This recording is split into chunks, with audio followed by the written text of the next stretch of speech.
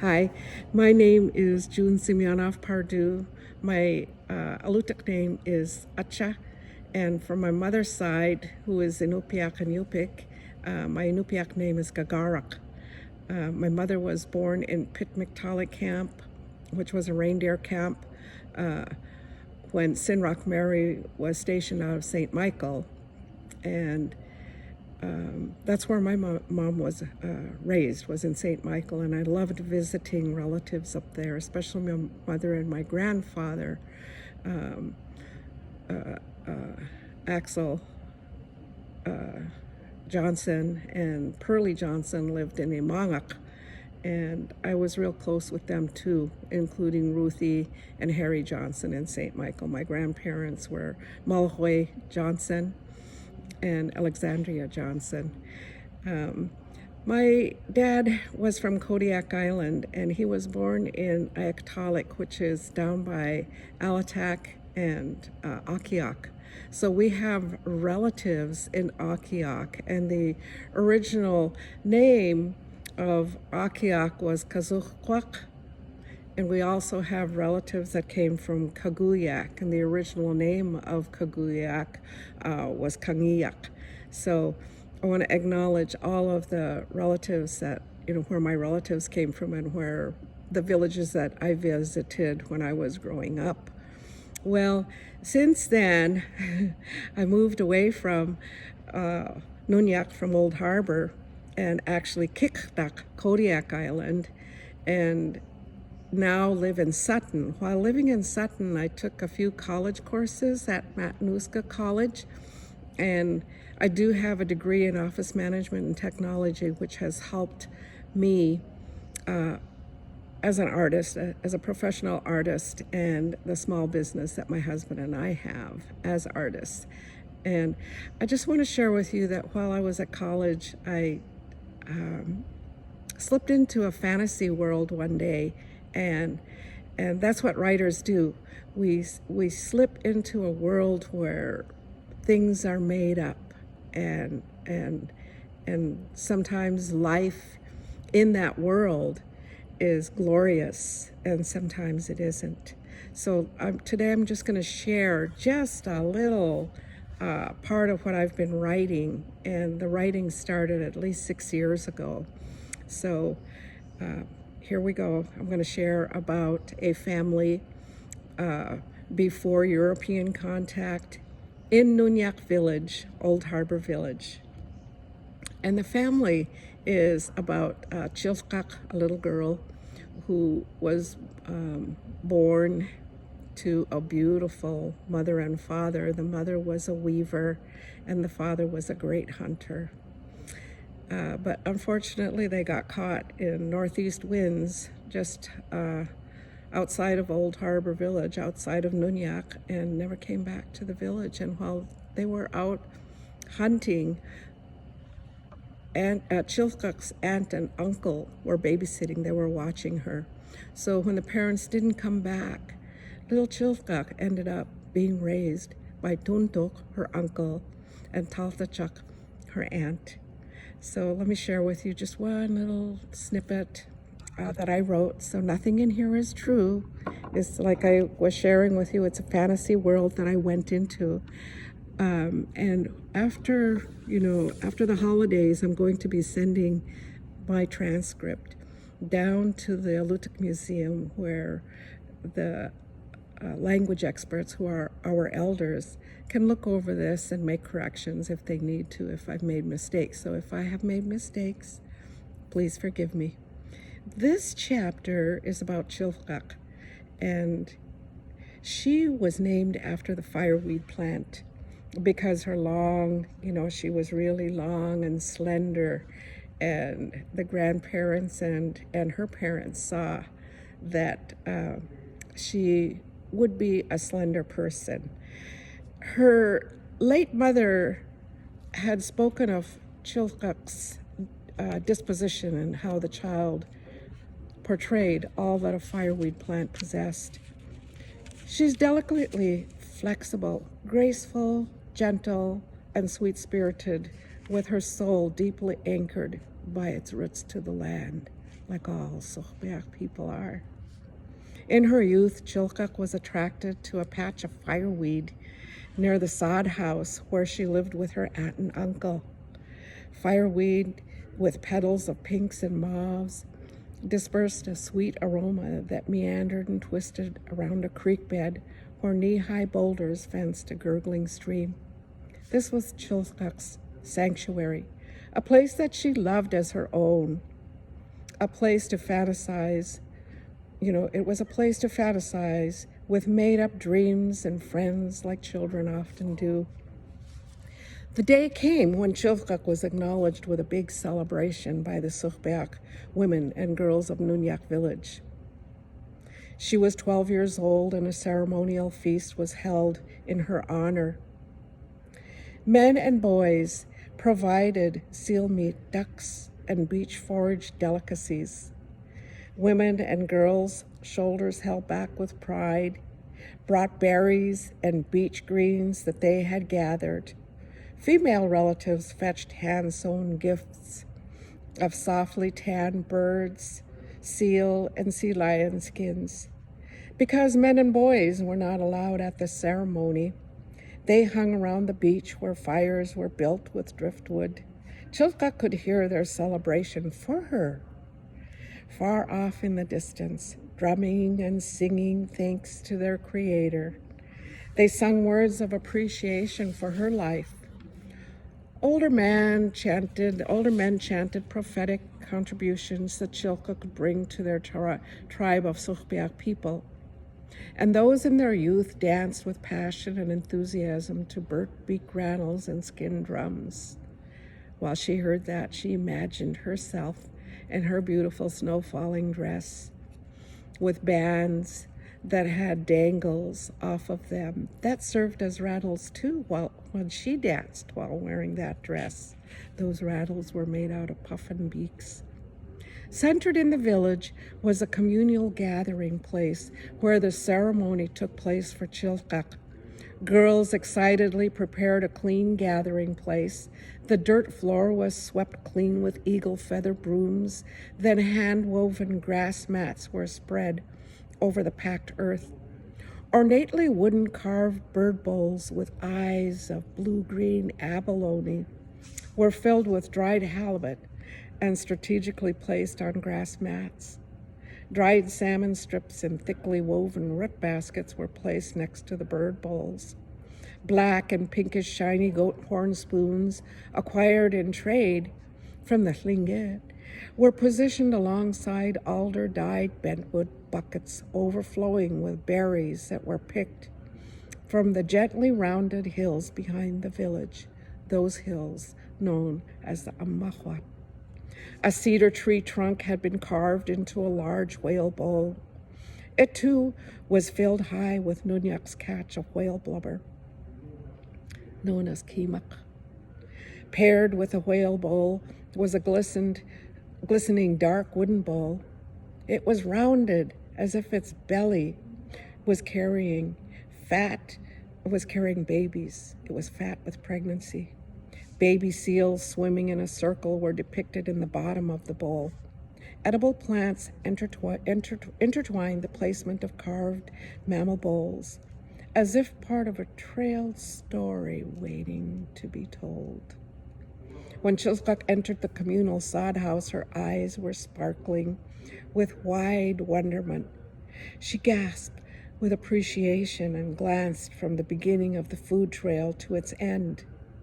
Everyone at the communal gathering watched Chilkuk with anticipation, each anxious and impatient to tell their story of where and how each whale, bird, and fish were caught, and by whom. There would be a day and night of storytelling through song and dance, each a gift of Chilkuk to remember for the rest of her life. The interior of the sod house was circular in shape. Wooden planked walls lined the circumference of the dwelling. Driftwood benches seated the elderly, while younger Sitka women sat at the floor. Strong ceiling beams had wooden carvings of the universe suspending in the air. as if real and alive, slowly swirling to moving air. Chilkuk gazed up at them in wonderment, imagining what it would be like to be out there in the universe. Chilkuk's maternal aunt, known as Taltachuk, greeted her with a hard hug. Then she grabbed Chilkuk's hands and led her to a newly woven grass mat that was placed in the center of the ceremonial gathering. All of that in honor of Chilkuk.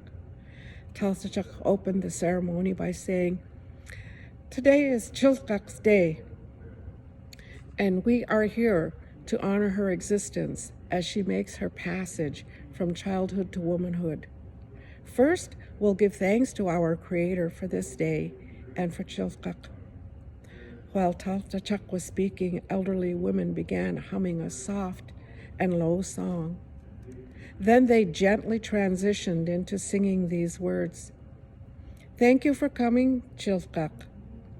Thank you for coming, Sitka people. Thank you for coming, visitors to this land. Welcome, Creator. Welcome, breath of the Creator. Welcome. Kuyana de Luji Chilkuk. Kuyana Sitka. Kuyana Alanaktat. Welcome, Creator.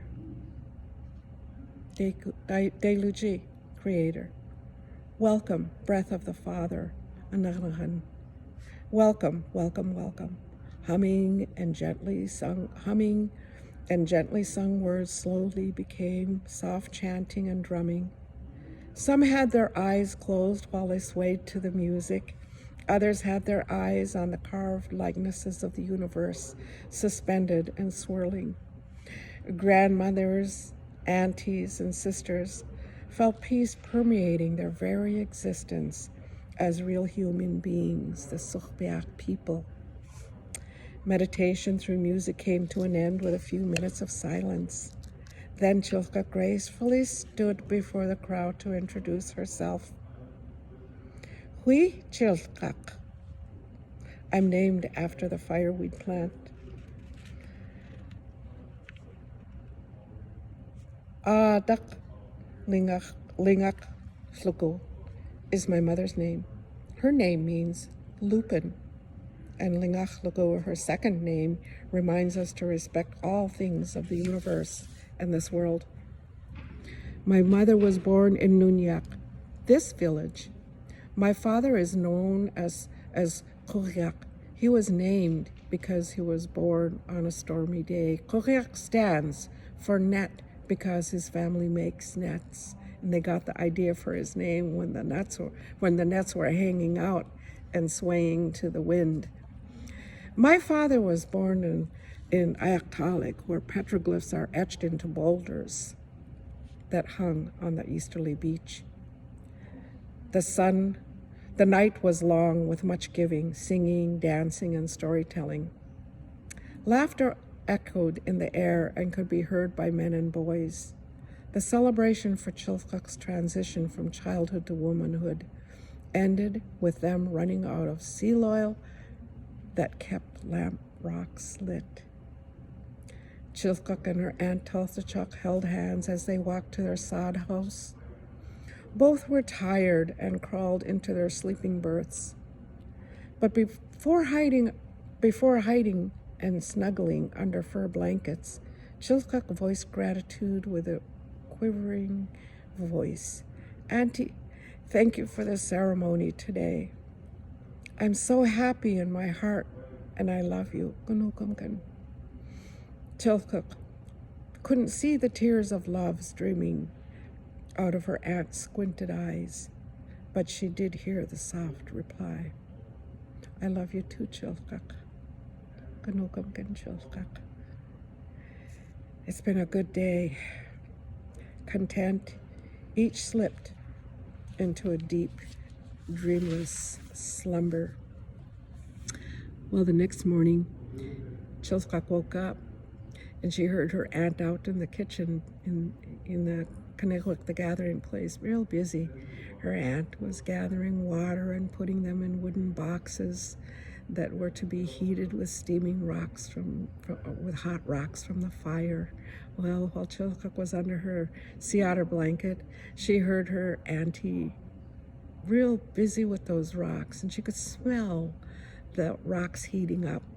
Then she heard her aunt picking up with her tool one hot rock at a time. She was picking them up and putting them into those wooden buckets filled with water, and Chilkuk, laying in her bed, could hear the sizzling. She could smell the sizzling too. It was a comforting sound for Chilkuk because she knew that her aunt was getting their morning meal ready. In one pot, she would be making salmon leaf tea, and in the other pot, she would be putting dried halibut into it, mixing in some seal blubber. And she could smell all of that as it was getting hot. And then she heard her auntie moving things around in their kanikwik. You know, they had a real short table that was driftwood, benches made out of driftwood that her uncle Tuntuk had made. And while laying in bed, Chilkuk visualized what her aunt had done in the gathering place. She made it so welcome for everyone, anyone who walked into that place. She had wild geraniums hanging from upside down, wrapped with grass that had been braided and hanging from the ceiling. She had shelves that her husband Tuntuk had made for her. And on those shelves were all her grass baskets, different sizes, for different uses. Some of the grass baskets were made real thickly with open woven weaving patterns. And those were used when they went down to the beach to gather sea urchins and chitons, known as uduk and uchidak.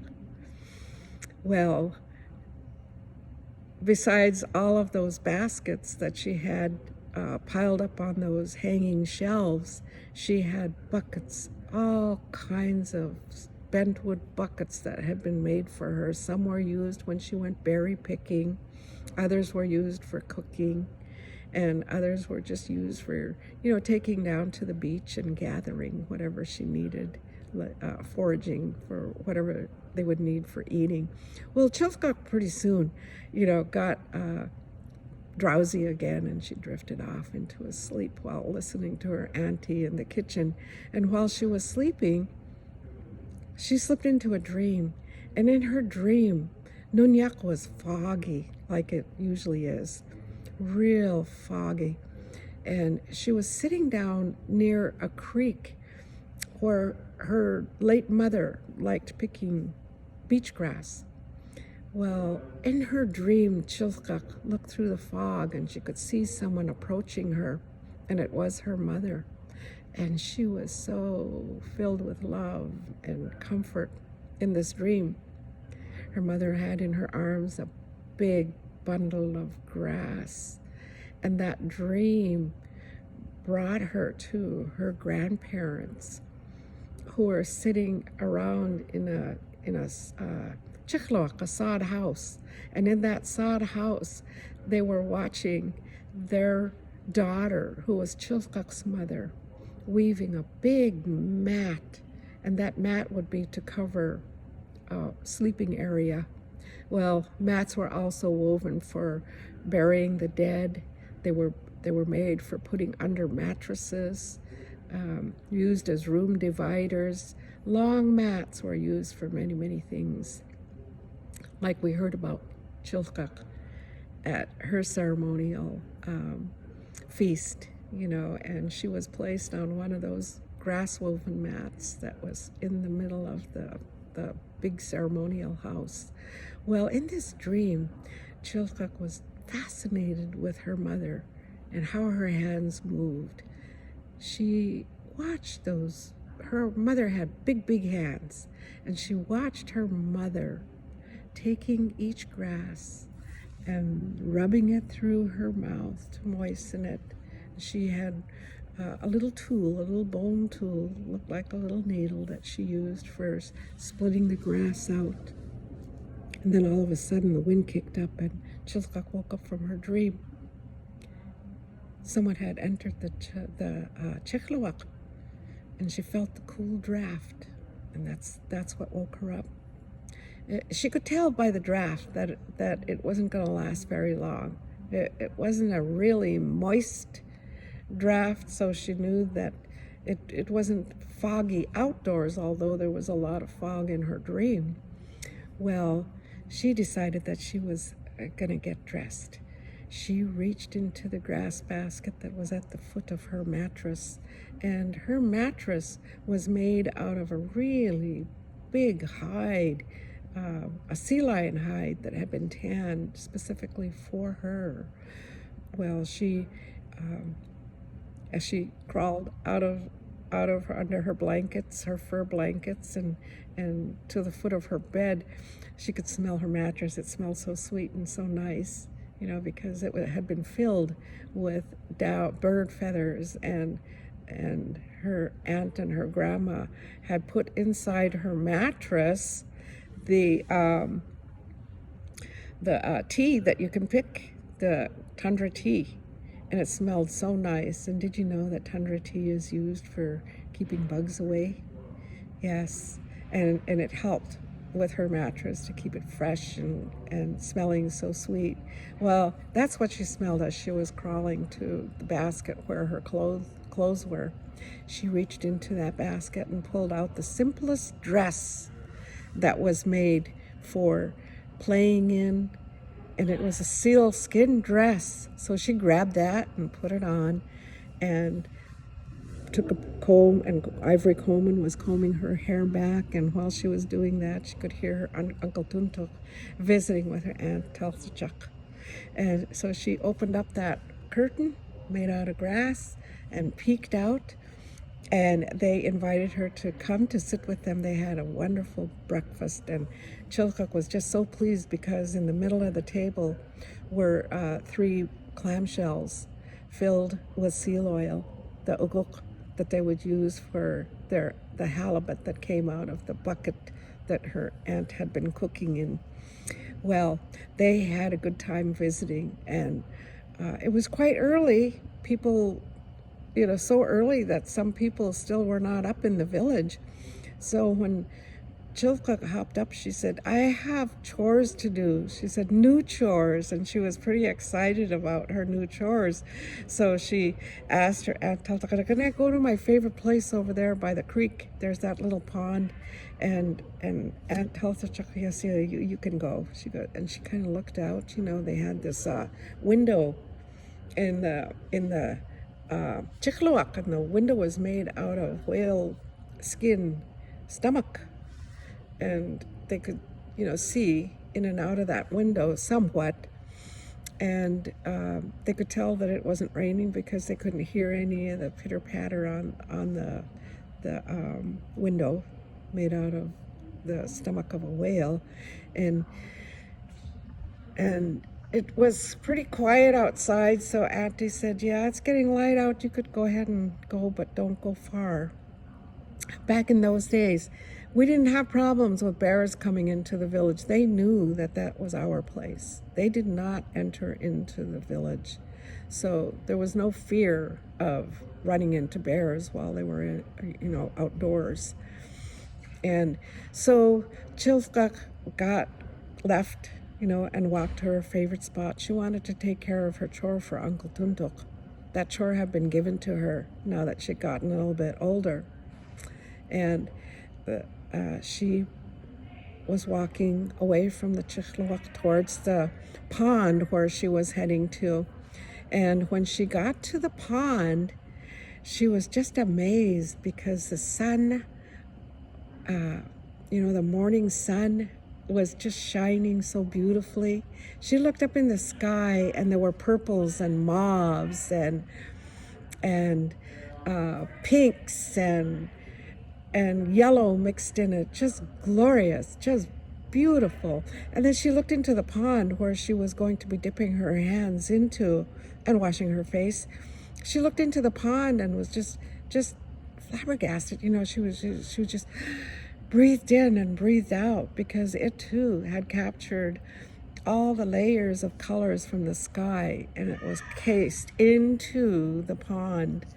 So she sat there and was just about getting ready to dip her hands into the pond to pick little round rocks that she had been sent out to pick, and those rocks were just fit into her hand, into the palm of her hand, little flat round ones that her uncle Tuntuk needed. You know, he was a chief hunter for the village, and he had told Chilkak, you go out there and you go and pick those rocks for me, because I'm going to make sinkers out of them. And I'll show you how we do that. We have the rock and which is round and flat, and we're going to put a chip up here and down here so that we can put our nets around those sinkers. And that was Chilkak's job. Well, she was just about getting ready to pick those rocks and put them into the little steam bent round bucket that she had. It was real shallow. And all of a sudden she heard her uncle Tuntuk down at the beach with his crew. You know, he was a chief hunter, and he had taken all his crew down to the beach where the creek spilled into the ocean. And that was his favorite spot for their morning ceremonies. And she decided she was going to be a little bit too loud, and she didn't want those rocks clunking, making the clunking noises as she was putting them into that steam bent box. So she decided, well, I'll just sit. She was respectful of what they were doing, because she knew that they were at the beach for their morning ceremony, where they would sing to their creator and pray and thank the creator for their day. And that is when they took care of their ceremony with immersing themselves in the water, to wash themselves, to cleanse themselves for the day. And you know, when they did that, they weren't just doing it to clean their bodies, they were cleansing their thoughts and their hearts, because their job was to keep the village alive. Their job was to keep them fed, and it was a very important job. And Chilka could hear them singing down at the beach, lifting their hands up one side and to the other, and washing their faces with their hands, and thanking the creator for who they are as Sochbeak men, providers for their village. Well, Chilka decided she was going to lay down in the grass till they were done. She laid down, and she could hear them, you know, just being thankful and grateful to the creator for their village, Nunyak. You know, these people came from a village that was just a little ways from where Nunyak is right now, and the place was called a Gayazak, a place to pray. And her family had moved from Gayazak to Nunyak, and they were a praying people, just like Gayazak means, you know, honoring God or honoring the creator, something like that. That's what Gayazak means, and it's a holy place. And the men understood what it meant to be provided with all of the food from the ocean and the air and the land. And when they went down to the beach to practice the ceremonial cleansing, that's what they were doing, is honoring their creator, you know, because they were Sochbeak. They're the real people of this land. We're the real people of this land. We believe in a spiritual world. And this is, you know, what this story is about, is how people would practice their honoring our creator. And we still live like that today, you know. Well, anyways, Chilkak enjoyed that morning like that. She could hear the singing and the laughing pretty soon that the men, you know, were doing, and the young guys who were learning how to become hunters. And as soon as she knew that she could hear them leaving the beach and walking back to each of them to their respective chikloat, you know, and she immediately put her hands into her box and into the water and started gathering those rocks. And as she was filling that bucket, she could hear the clanking with the rocks as she was filling it. And as soon as she was done, she hopped up, was very happy to bring it back to her uncle and her auntie. And that's what she did. She walked back, and her long, sealskin dress was, she could feel it brushing against the grass as she was walking. And then she would glance at it because the sun was shining, and she could see the glistening with the morning dew on that grass, and everything like that meant something to her. It was beauty. It was beautiful. And as she was walking, she was thinking, well, it's still not late. It's not so late in the morning, because she could smell the alders, sweet, sweet smell, that sweet, strong scent that we can smell only early in the morning, and then it dissipates as the day goes on. And as Chilkuk was getting closer to their Chichlawak, she was listening for the crow that was a pet down at the end of the village. And that crow still hadn't woken up, because usually it was really squawky and making a lot of noise to have its fish delivered to it. Well, she got into their little Chichlawak, and her uncle and aunt again were so happy to see her. And her uncle told Chilka, come sit down with us. He wanted to know if she wanted something hot to drink, like fish broth or duck soup broth. And that term still carries on to today. Today we've taken the word tea and adopted chayuk from the Russians, and today you'll hear people saying, chayuk yukhtunka, do you want some tea? When before Russian contact, we always said, sakh yukhtunka, do you want something hot to drink? Whether it was tundra tea or whether it was fish broth. Well, it's always warming to drink something hot. Chilkuk sat there with her aunt and uncle, and she was so proud when she opened up that round, flat wooden box. Well, she lifted the lid off of there and gave it to her uncle, and she said, I did my chore, my first chore for you. And then he pulled out his tools, his chipping tools, and showed Chilkuk how he was going to make the chips on each end of the round, flat rock, And to this day, I believe you can find those down on Karluk side and of Kodiak Island. Well, I just wanted to share this portion of the story that I'm writing, and hope that you glean something from it. We know that we're Simeonoff people. We're the real people. We walk on this earth, and we believe in Arayan, the creator, and we believe in a spirit world, and that's why we're called Simeonoff, real people. Kuyana, thank you for listening to this story. You have a wonderful Christmas holiday, and be grateful for all that we have. It's a beautiful day out today with no snow, but there's a lot of it on the ground, and it's crispy cold.